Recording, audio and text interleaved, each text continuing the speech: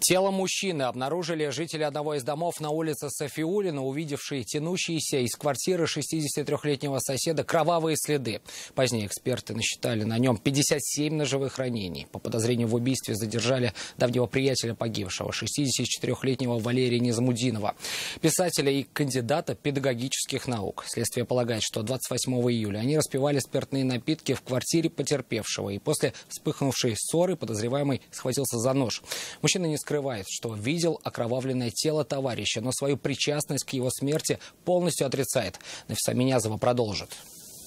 Следы крови в подъезде обнаружили соседи. Они тянулись от самой квартиры и до улицы. Решив проверить, что происходит в помещении, они зашли туда и увидели там страшную картину. На полу со множественными ножевыми ранениями там лежал мужчина.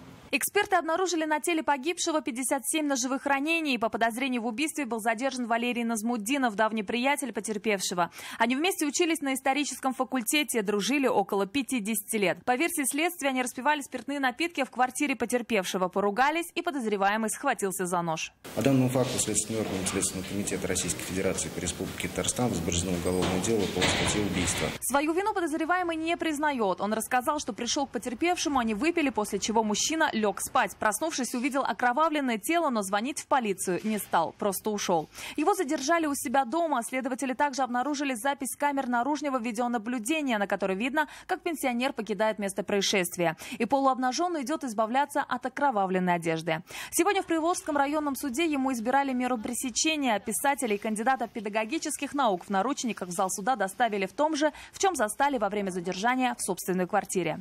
Избрать в отношении Низамудинова Валерия Яковлевича 28 декабря 1955 года рождения. Меру пресечения и заключения под стражу ФГУ СИЗО 2 Уфсината ПРТ сроком на 2 месяца с учетом времени задержания по порядка статьи 91 ТК и срока предварительного расследования по 28 сентября 2019 года. Среди отягчающих обстоятельств было и то, что в отношении мужчины в данный момент уже расследуется уголовное дело по статье «Умышленное причинение тяжкого вреда здоровью». Нафиса Минязова, Константин Бушуев, вызов 112.